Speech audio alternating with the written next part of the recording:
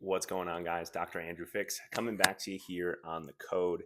Thank you so much for tuning in, listening to this episode. However, you're consuming this podcast, we really appreciate your guys' time. And, this one's going to be kind of funny. My son, Aiden, he's upstairs in his crib, but he's awake, just babbling and talking to himself, waiting for me to come get him.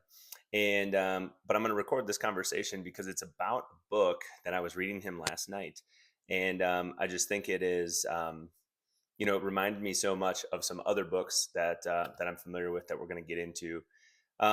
So let's jump right into this. This episode is going to be all about the importance of our verbal and nonverbal communication to ourselves, our body language, our mindset, what we say to ourselves inside of our head. And I was reading him this book last night called The Pout-Pout Fish. And I don't know if you don't have kids, you've never heard of this book. It's hilarious. He loves it. He loves the fish. He loves this little story, and it's got a little bit of a rhyme that goes with it. So the whole gist of the story is there's this fish who's got this glub, frowny look on. He's got a frown face, really large lips, and he's always in kind of a gloomy mood. Kind of imagine like Eeyore from the Winnie the Pooh stories.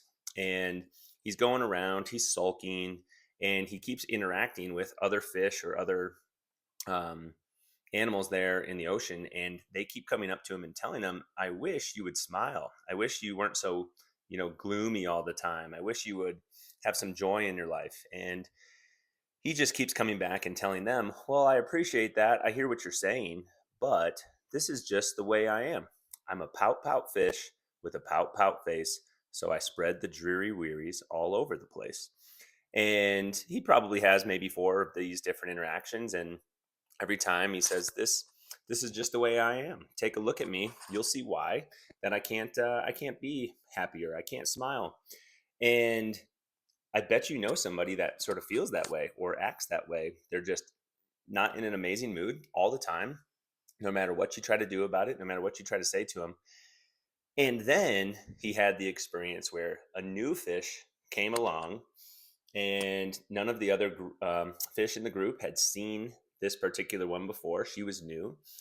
And he's just laying there sulking, blub, blub, blub.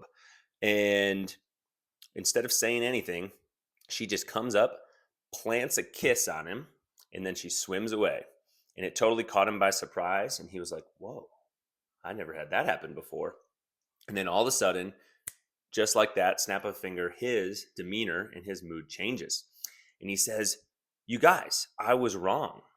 I thought that I was a pout-pout fish, but it turns out I'm a kiss-kiss fish. And I have a kiss-kiss face, and his frown turns into a smile. And he said, this is for spreading the cheery cheeries all around the place. And then he goes around and kisses all of his friends on the cheek. And then he ends up kissing this other fish that kissed him basically as like a thank you. Thank you so much for changing my mindset, for helping me realize that I don't have to be this sad, pouty fish all the time. I can be happy, and I can go around and make other people happy.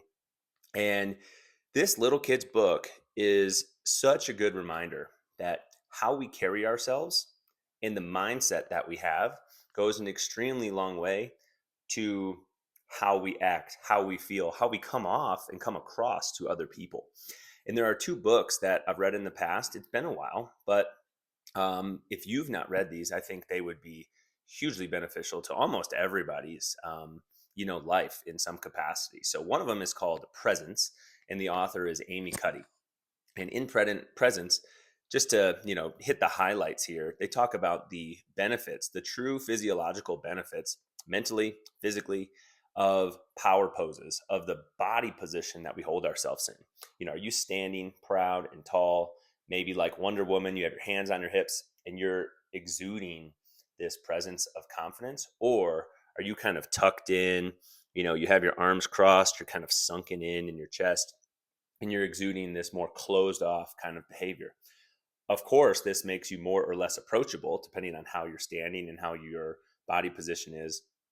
But it actually also makes a difference to how you feel. The chemical makeup that's going on in your brain, what you feel in your body.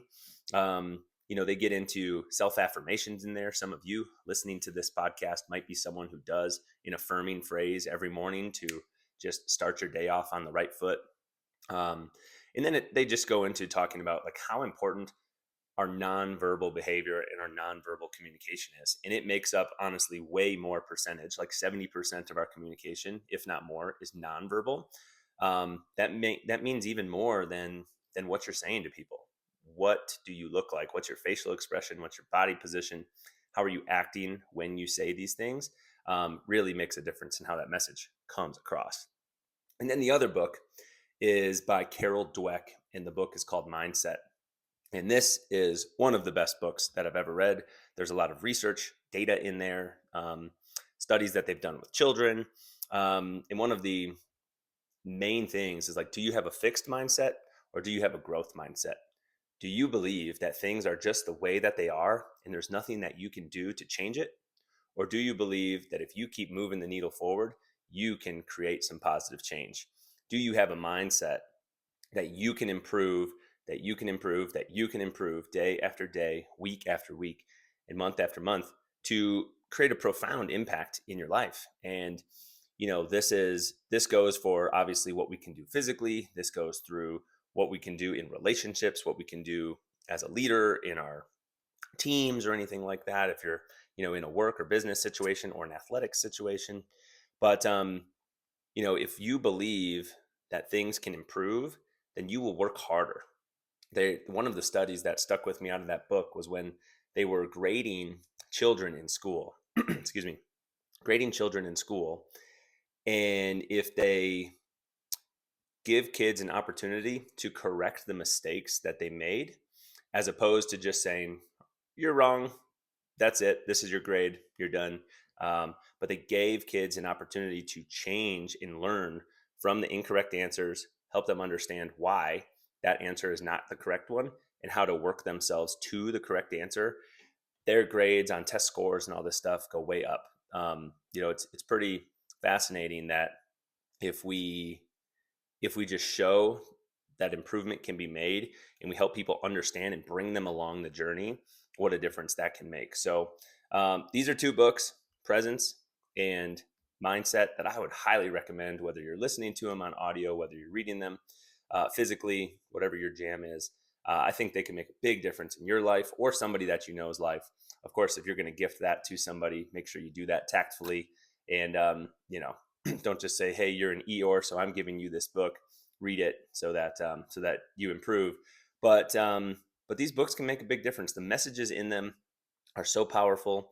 They're all research backed.